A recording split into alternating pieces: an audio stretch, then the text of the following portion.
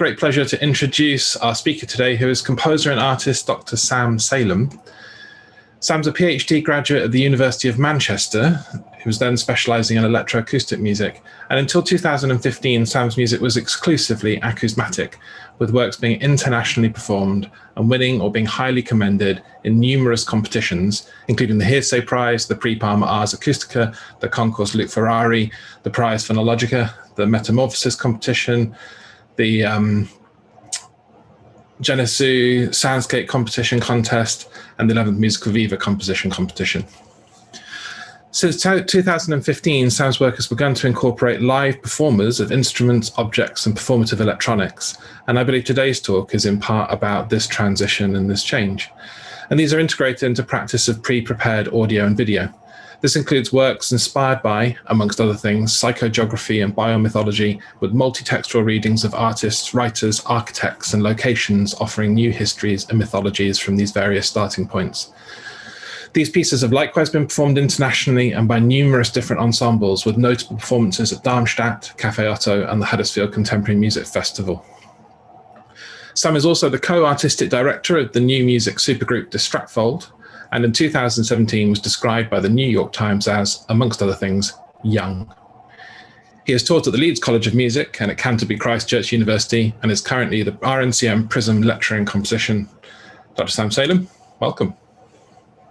Wow, thank you, Larry. That was a wonderful introduction. So, hi everyone. I'm really happy and excited to be able to talk to you all today. I was trying to think of what the best way to do this kind of talk would be, given the Zoom format, and I actually decided to try something that I've not tried before, which was to create essentially a pre-recorded video presentation of my project, my compositional project. So if you look in the chat, what you're going to see, the first link to video is a private link to my presentation. You can watch it there, but I'm also going to stream it from my computer. The Vimeo link might be better in terms of the fidelity of the audio and the video. In either case, the content will be very much the same. So the aim of the talk is to talk you through my work for the last several years, to try and tease some threads out of it, and then to talk about what I'm doing now. I'm pretty sure I repeat that sentence at the start of this video, so please forgive me. So yeah, what we'll do is watch this and then do a live Q&A afterwards. That'd be really, really great. So if you just give me a second to switch off my mic and share my screen, we can get going.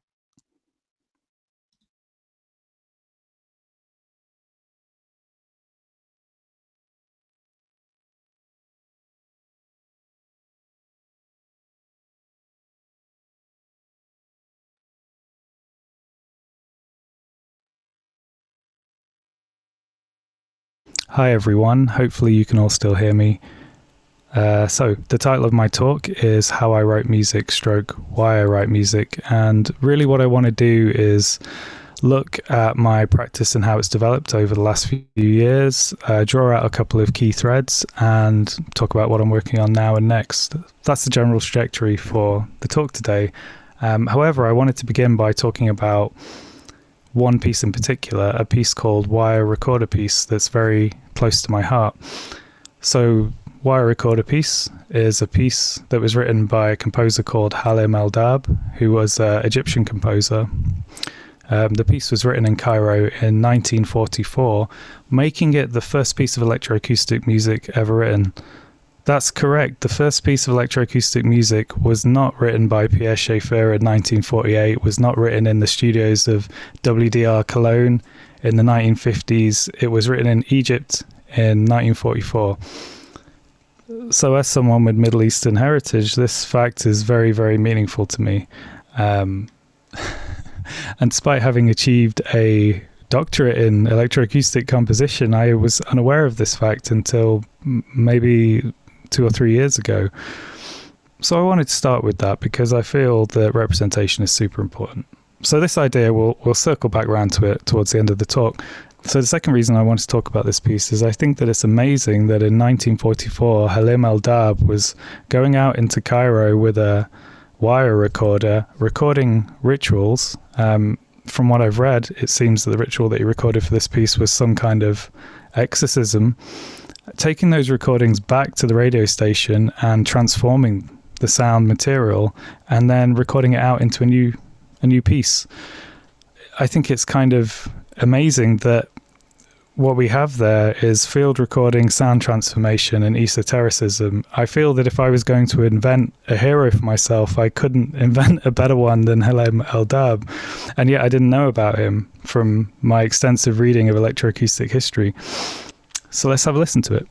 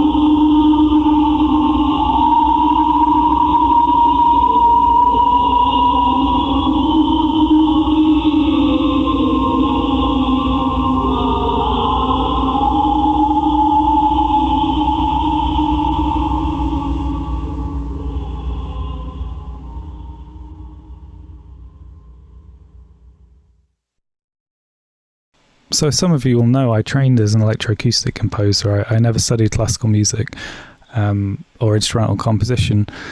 And I therefore wanted to begin by playing a short excerpt of a tape piece before we move on to talking about my perform works, because I feel like the key aesthetic concerns that are evident in this piece are still evident in my work today, and I think it's interesting to trace that back. So the piece I'd like to play an excerpt of is called Derive. It was commissioned by La Muse en Circuit as the prize in the Concours Luc Ferrari in 2012.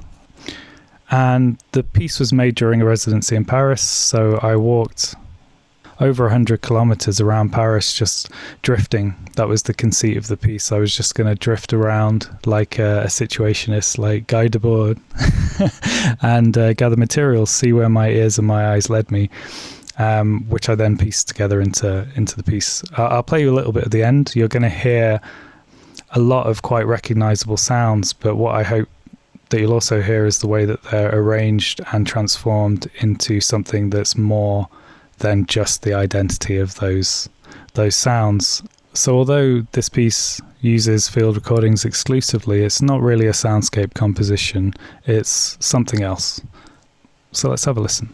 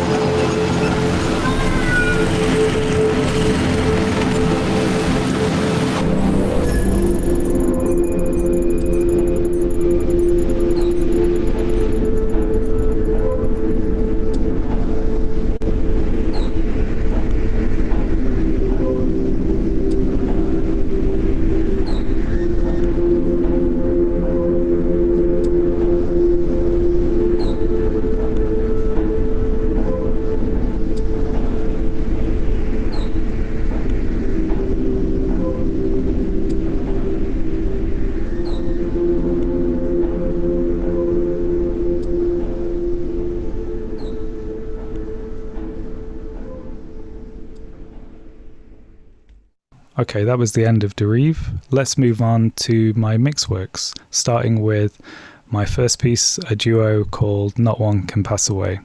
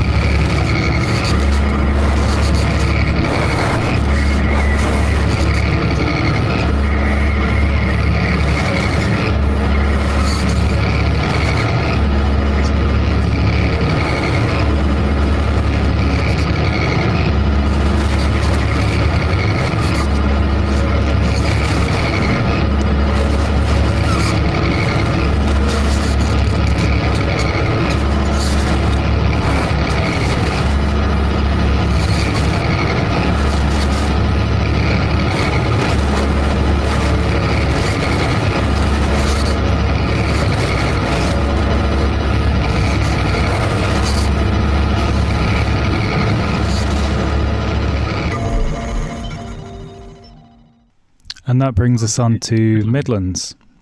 So Midlands is an immersive audiovisual concert-length work for voice, electric guitar, keyboard, accordion, string trio, bass clarinet, amplified objects, performative electronics, fixed media sound diffusion, and dual video projection. And it's 48 minutes long.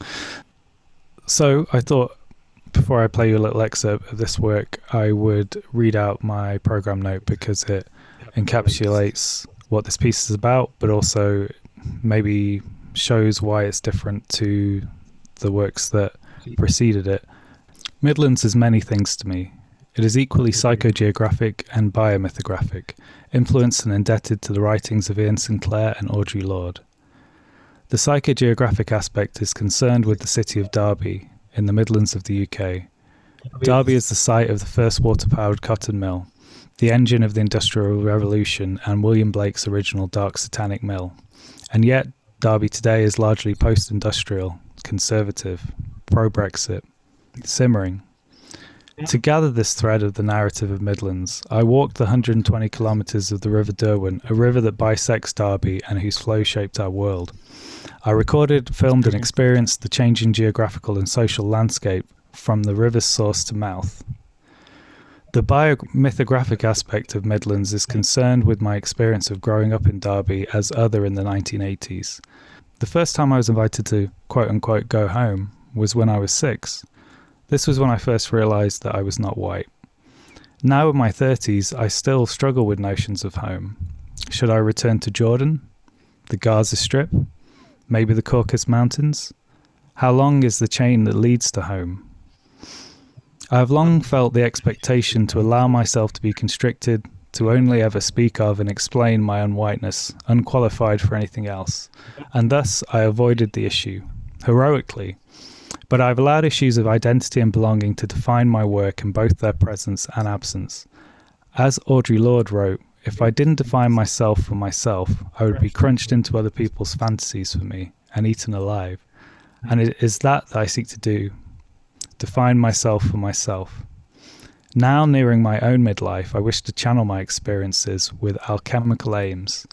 Thus finally, the outline of the territory of Midlands begins to reveal itself. It describes a literal and ineffable geography, an exterior and interior landscape, or else it is a ritual undertaken to transform darkness into light.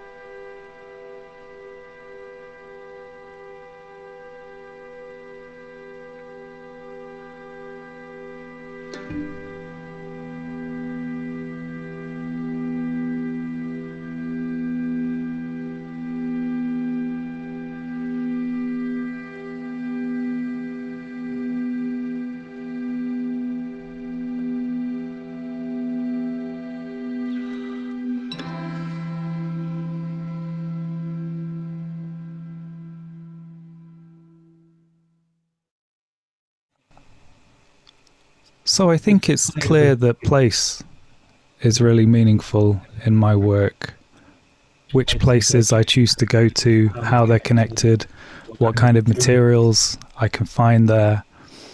All of those are things that I really enjoy exploring in my practice. As you can see from the progression of pieces, we sort of started with looking at the lives of visionaries in London, but then we moved on to eventually looking at aspects of my own life and where I grew up. I feel that I have quite a sincere devotion to place, really. I like to explore conceptually and musically the connections between different places geographically, I suppose, by uncovering myths, histories, personal associations, whatever you like. But on a purely sonic level, I really love field recording, and that's where all of this started. I could never really think of anything to bring into the studio to record and work with when I was a student. I was always much more interested in what was outside the studio, what was too big to fit through the front door. And for years I've been walking around listening and recording little odd vignettes. And I love that practice. It's a way for me to be present in the moment. It's a way for me to actively listen. And I enjoy the process of sifting through materials to find those little dots to connect in the work. I really sincerely believe that if I stand anywhere for long enough, that something really interesting will happen, and that's always proven to be the case. As well as place, I feel that the other key thing is noise, and I mean noise in terms of like timbre, but also noise in terms of randomness.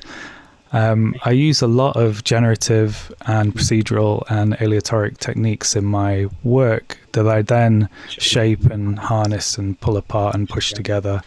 And that process is the compositional process for me, I guess. So I wanted to look at that a little bit as well. We've sort of looked at what I've done now. Maybe let's spend a bit of time looking at how I do it.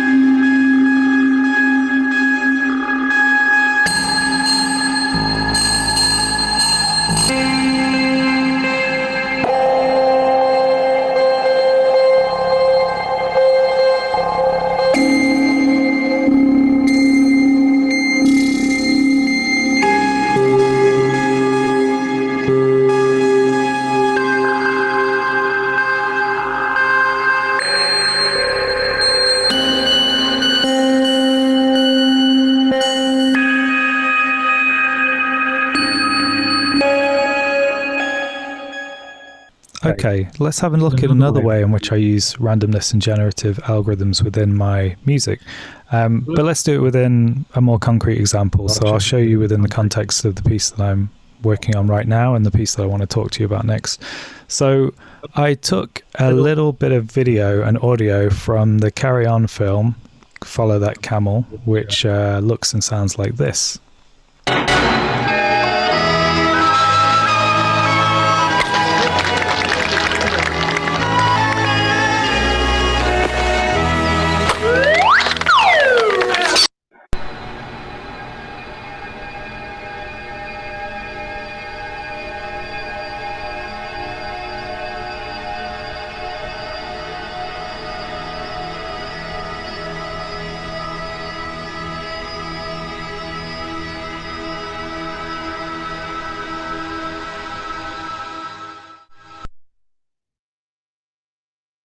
Okay, so I had my time stretched follow that camel, and then I ran it through a set of tools that I've been using for a number of years and developing with each piece that I write, that are my spectral analysis and resynthesis tools. And this is how I derive a lot of the pitch material and behaviors for my pieces. So I've loaded the time stretch sample into a free piece of software called Sphere. I can select individual harmonics and find out what their frequency is and what their nearest sounding note in equal temperament is, or I can kind of audition them directly like this. And now we have the processing patch, which is something that I've been developing for about, wow, maybe 8 or 9 years. I have a different version of it for every piece that I write. But its role is generally that it takes an analysis file of a particular sound, and it does some various little tricks that I need it to do. In the case of this piece, I've told it that it's a cello. So I've told it the range of what a cello is, and it's going to, when it receives a trigger, give me a pitch that's within the range of what a cello can play, which is obviously quite useful. It saves me a bit of translation.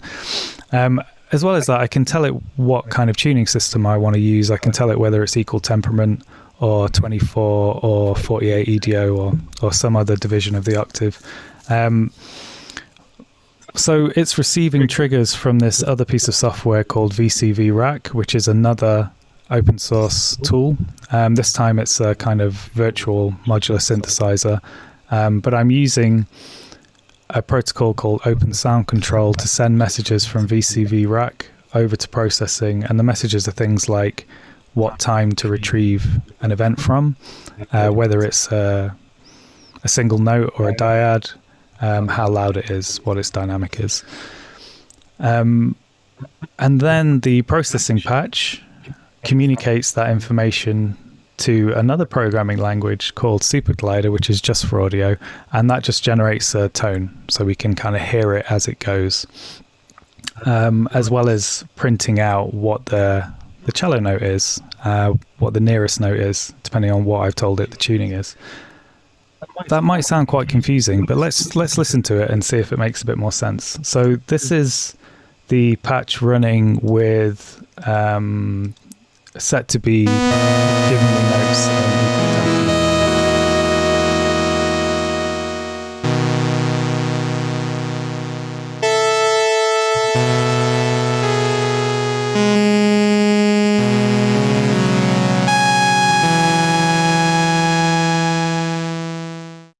and this is the patch giving me notes in 48 EDO, so this is the octave divided into 48 instead of 12th, so we're talking 8th notes.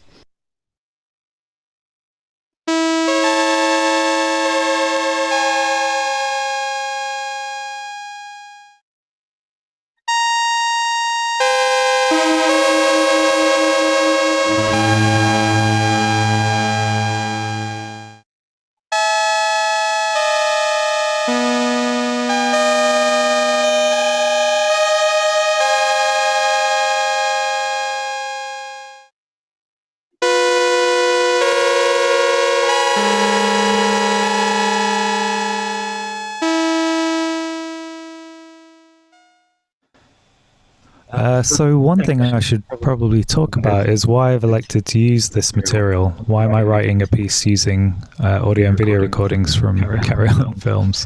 Is it because I've been in lockdown for too long? Well, in a sense, it kind of is, I suppose. I mean, I can't really go anywhere to make field recordings, and I also just don't really feel like it. And I guess a lot of us this year have struggled to find ways to approach our work in this situation.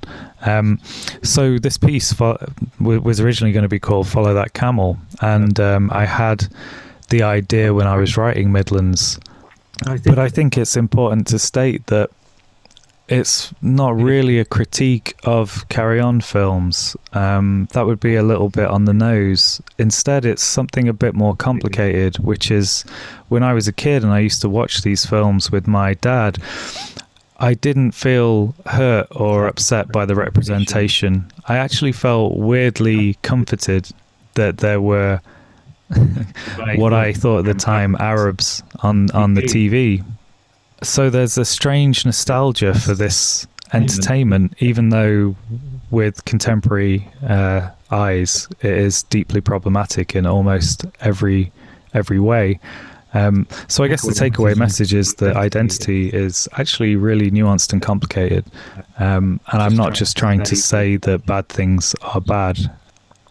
So in the end, the piece is called "This Is Fine," and I named it after the famous meme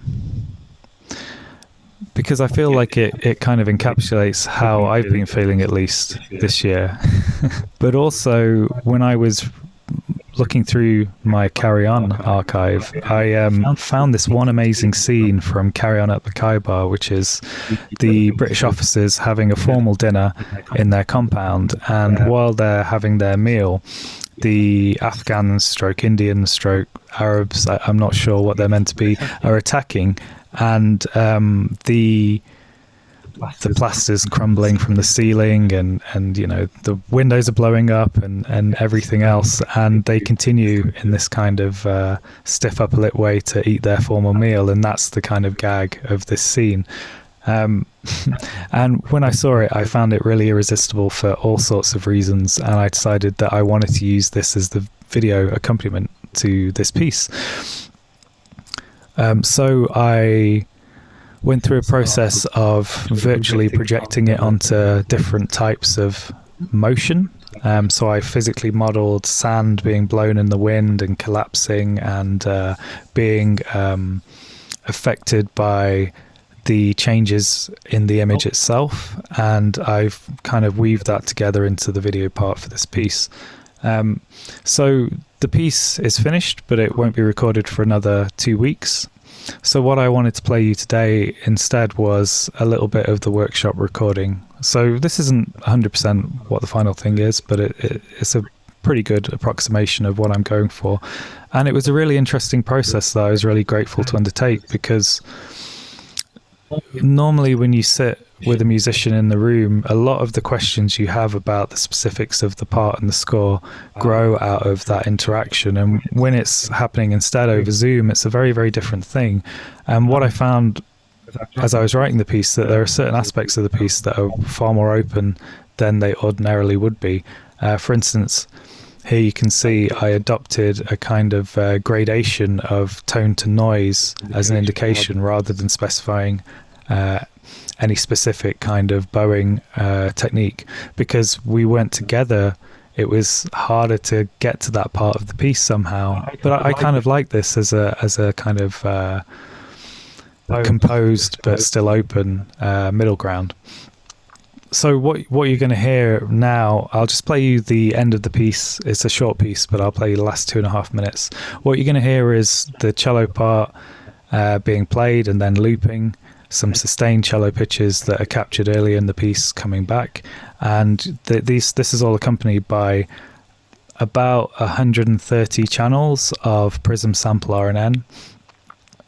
Prism Sample RNN is a machine learning tool for neural synthesis. Dr. Christopher Meelan has developed this. I've worked with him along the way. And what I did was I took all of the recordings of Alice singing and playing that I had, and I fed them. I created a corpus of those recordings along with field recordings of my parents' garden, which I haven't been able to visit for months, and asked the question of, what do those sounds have in common? What does the machine think that these sounds have in common? And what we end up with is this kind of broken texture, which I find quite beautiful, actually. So that's the other component of this. As I said, it's work in progress, but I hope that now you understand why I wanted to start this talk talking about Halim Eldar, because representation is important. Whatever you have, you'll make use of, and wouldn't it have been a thing if I had Halim to look at rather than Carry On films growing up.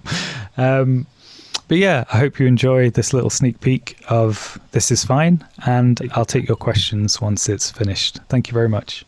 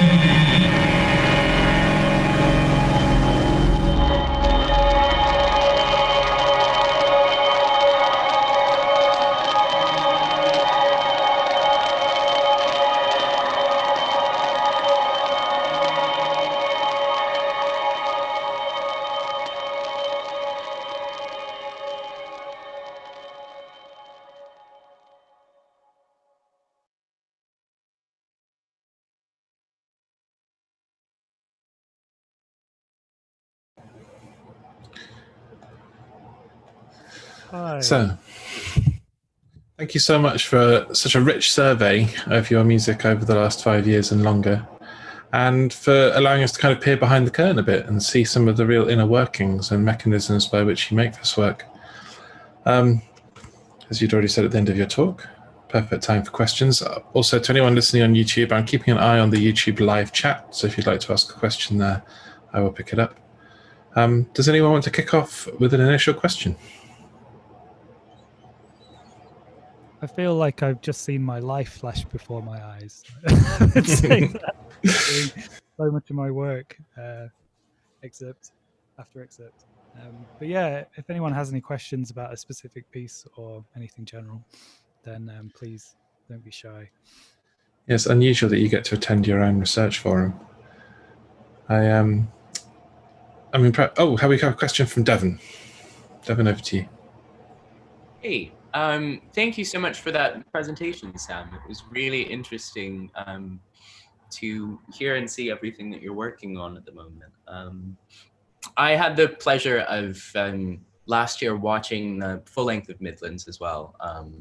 And it, yeah, it was certainly something that was fantastic and awesome. I was going to ask you, my question revolves around Audre Lorde, actually. I think she's a really fantastic and interesting thinker that's often overlooked and underrepresented in modern philosophical discourse. And I was just wondering, yeah, what you saw in that, really. That's an excellent question. And it was something that I also thought about as well. Like, should I be incorporating those readings into my thinking? Do I like have a right to do that? Is that also a form of appropriation in a way?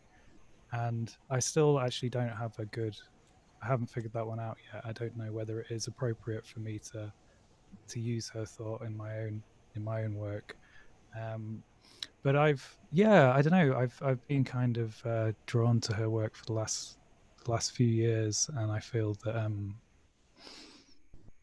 there's something super interesting about that self mythologizing in a positive sense, like to create one's own myths and one's own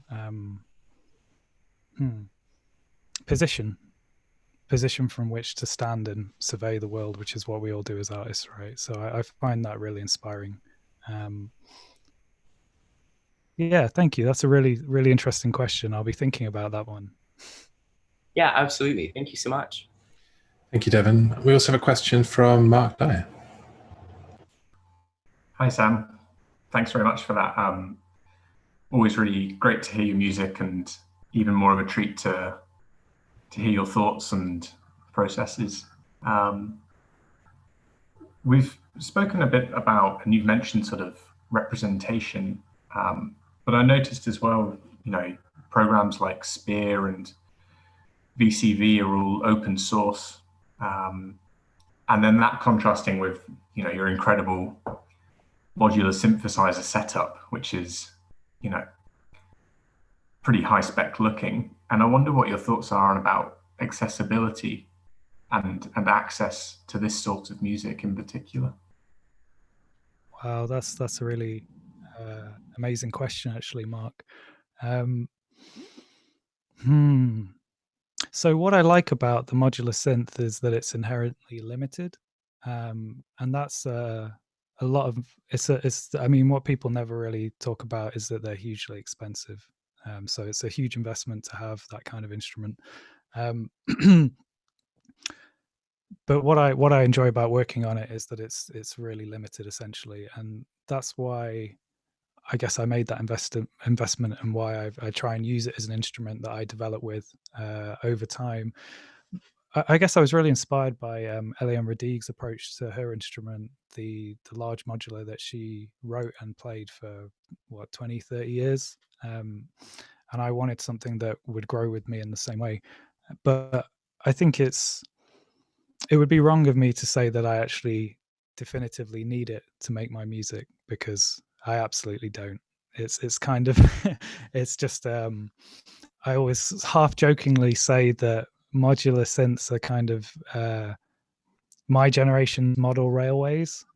And I think that's totally true. Actually, it's not lost on me. But I like limited instruments, which is why I didn't really ever get on that well with Macs or programming languages like that, because I always got caught into a loop of creating an infinite meta musical instrument that wasn't just for one piece, but was for all the pieces I was ever going to write, and then I would never get as far as finishing this piece of software. Like, I'd never get far enough to actually use it. And I've always really liked early sample-based music, early kind of hip-hop, early drum and bass. And I was always amazed that those producers had maybe 15 seconds or 30 seconds of audio, and yet they created whole genres, whole movements of music just by being inventive in a very fixed possibility space. So I like it for that, but really VCV Rack. Sorry, I'm just reading the comments. It's very funny. But VCV Racks basically does everything that my modular does. It just has that kind of, I can add another one and another one and another one, and maybe it's an issue of self-control on my part. But I think yeah, you're right. When we look at the kind of setups I use in my pieces, they're all quite specialist things that aren't that accessible. And I've often wondered what a project would be like if every electronic part had a strict budget. Like, how would that inform the music? And actually, I'd love to pursue that just as a conceptual conceit. Let's say I've got to write this piece for 60 musicians. Everyone's going to have their instrument and something electronic, and I have £50 to spend on each person maximum. Like, that would be a cool project for the reasons that you suggest. So it's not lost on me, but I am thinking about it. And I think the open source tools generally are excellent. You know, like, I think VCV Racks is better than Reactor by a long way. Yeah, it's interesting you say about the budget there, and again, this kind of contrast between that modular synthesizer setup and then, you know, the objects that your performers use, the broken hard disk. I think there was a cassette player and these kind of, you know, obsolete objects that are, you know, very affordable, very easy to use. And, you know, I wonder if there's an issue of kind of making the most of that kind of detritus sound, or whether there is a case of, you know, well, that's just a really accessible object. I don't know. There's a kind of I think those are great questions. You know, the funny thing is with the Duo, I realized recently actually that one of the reasons I went for object performance and amplification and pedals before I thought to approach an instrument was really because I didn't know very much about instruments at that point, and I felt that if I devised some sort of setup, then I could perform it, I could kind of explore it, and then I could transcribe, I could, you know, edit and transcribe the recordings into a part for someone else. So I was sort of doing that, but I was doing that with objects and electronics that I already had. So at no point did I think, hang about, is this actually practical? And actually it isn't practical at all. And the irony is that piece has been performed loads, and one day I need to sit down and actually think about a portable version of some of these projects, because they're really not, I get kind of, I'm always sort of saying to myself, well, make it kind of good first, and then we'll worry about how practical it is later. And it seems like later never actually arrives somehow, you know.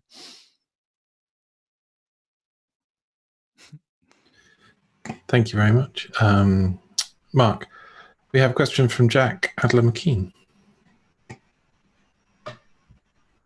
Thanks, Larry. Thanks, Sam, for a fantastic talk. It was really great to hear your stuff. And I have to say the whole video presentation thing was really great, because being able to see your thoughts as well as watch your music at the same time was a really wonderful experience. And it was great to hear your music again, stuff that I've heard over many years now, and how it develops. I'm just interested. I think it's fair to say that your music is very a lot of it's quite closely associated with Distract Fold Ensemble, and it's interesting you saying how you've kind of been learning about instrumental writing as you go along, as it were. And was really interested to see this new piece that you've written for a large ensemble last year. So I'm just kind of intrigued how you find, if you find your instrumental writing ends up really writing for people rather than instruments. If you think that's the case, if so, if you find that problematic at all, if you actually quite like that situation. Thanks, Jack. Those are really thoughtful questions. Wow, there's a lot to think about there, actually.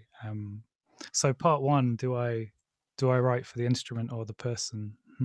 I've definitely done both. But I think with the solo pieces that I'm working on, I'm definitely writing for the person.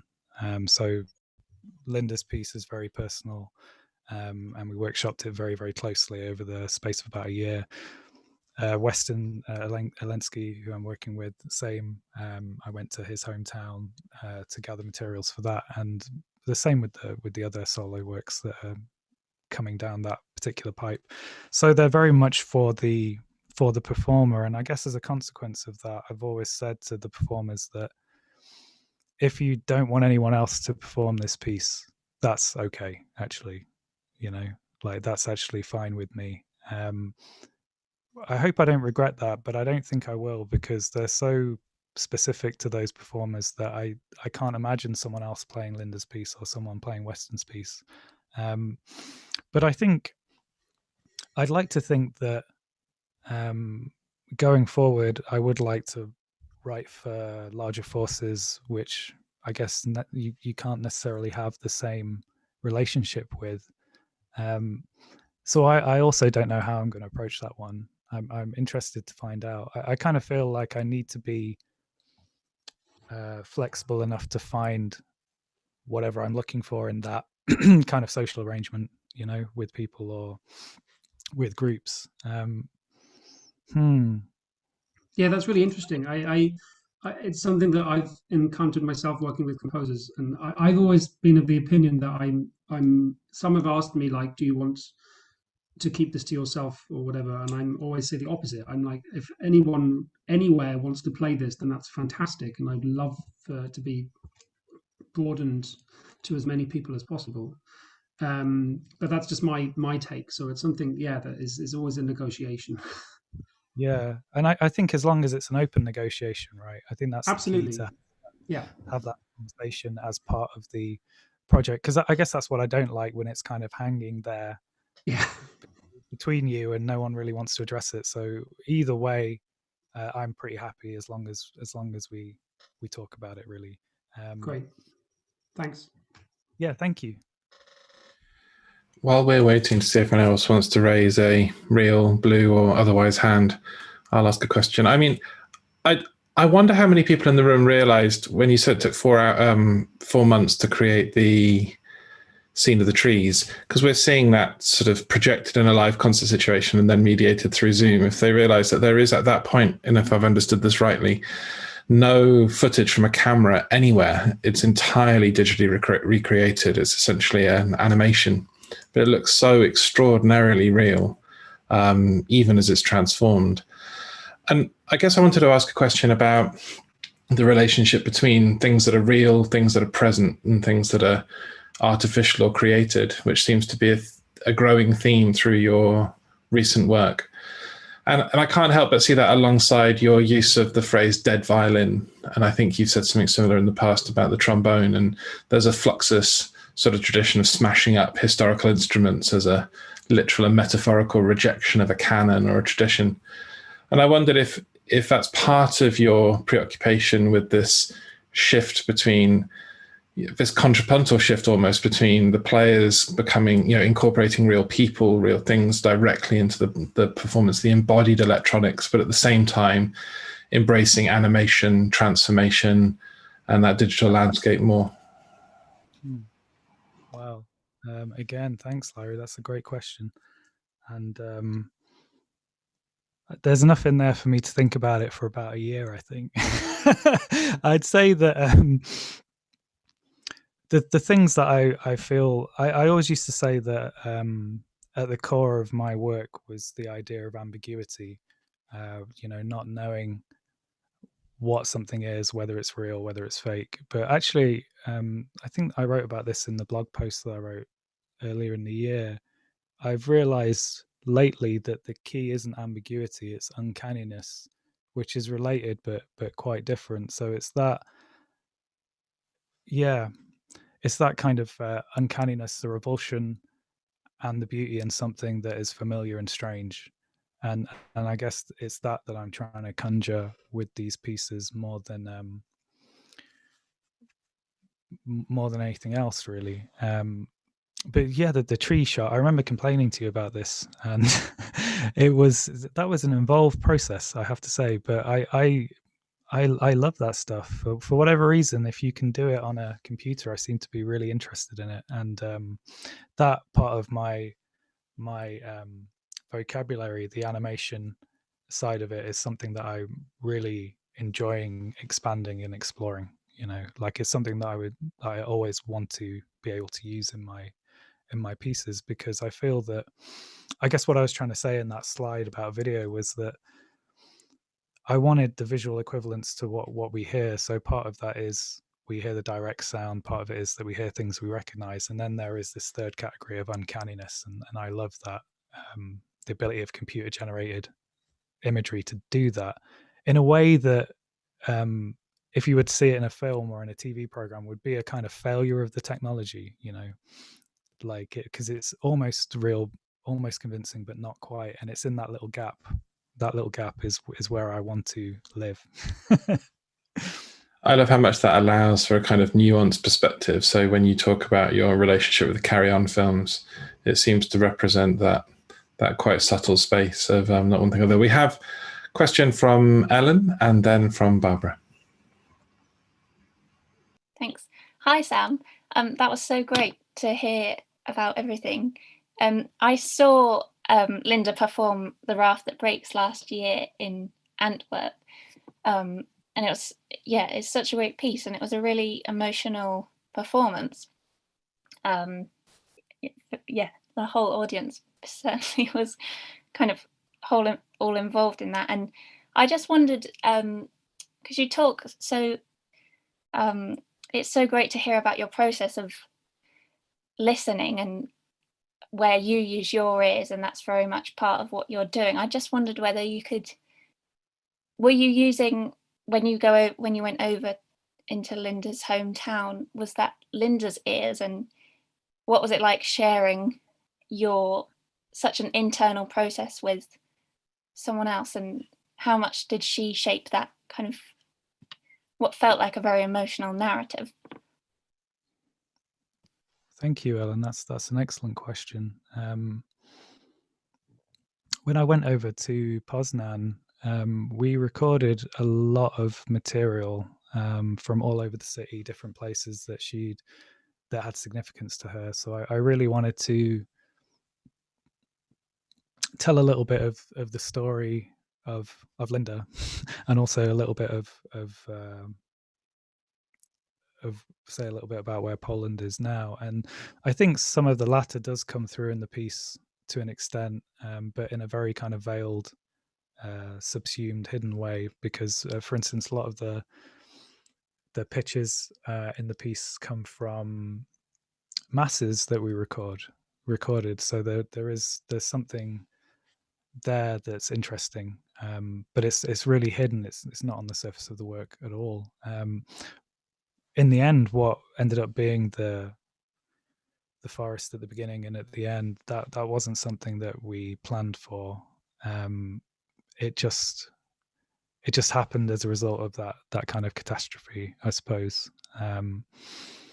So in terms of sharing the exploration and the listening, it was really nice, actually. Like with someone that you trust is the best way to work, I think, because at the end of the day, we have our roles within the creation, but I couldn't have written the piece without without her, obviously, and she, like someone else, wouldn't have written this piece. It was, you know, it would have been a different piece. So I feel like there's a perfect kind of relationship there. And it was really intense, I will say. Thank you. And Sam, a question from Barbara. Thank you, Sam. I'd really enjoyed getting that insight into a lot more of your pieces and also your thinking. So thank you for taking us on that sort of journey and letting us see and hear all of that. I'm also very interested in issues of place and identity, and I'd love to chat to you about that sometime, and the different ways in which we work at those sorts of elements in our research and our work. But I wanted to ask you about your collaboration with Chris Mellon and how you've worked together and what you've done together. Sure. Yeah. So with Chris, when I in Midlands, actually, in the last movement of the piece, there's a section of the piece where we find the source of the river, and visually you kind of see that perspective on the screen, and what you hear is this really strange kind of garbled field recording. And that field recording was a result of me feeding all of the recordings that I'd made for this piece into a neural network called WaveNet, like an artificial intelligence that generated new sounds. So there was a conceptual reason for that at the time. I was concerned with this thread of Derby as the central hub in the Industrial Revolution, so it made sense, thinking that artificial intelligence was maybe already is the next industrial revolution. I thought it would make sense when I go right to the source of the river that started the Industrial Revolution to use these techniques. So it was more of a conceptual thing than a sound thing at that time. But when I started in my post at Prism, we did a little survey, myself and Chris, of available technologies to take that idea further. And one that was really famous within the community was called Sample RNN, made famous by a duo called Databots. And what we found was that the implementation was completely broken. It didn't work. It's a really strange world, machine learning and AI, because what you have is intense effort put in just before a conference. And then as soon as the conference happens, the code really just sits on a server and never gets updated again. So you have this, it can be like 18 months or 2 years old, and already it's obsolete because everything that it needs to run has been updated or been deleted or been replaced by something newer. So we thought this would be a really good project to make a new version of Sample RNN that was more fully featured, but crucially would be kind of maintained so that we can always use it and it's not going to just fall into disrepair.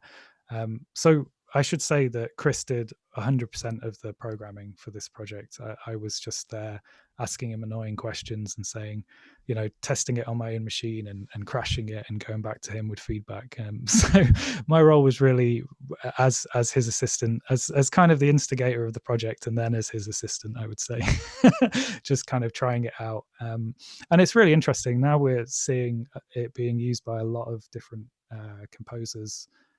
Everyone has different ideas about how it can or should be used, and it's super interesting to see that happen. Thank you.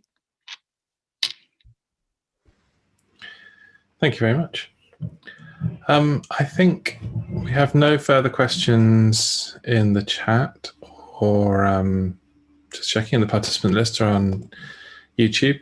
I think we could ask endless questions in this conversation, Karen, much longer. So perhaps the place to do that is less formally over a drink, and that we should end the live stream shortly.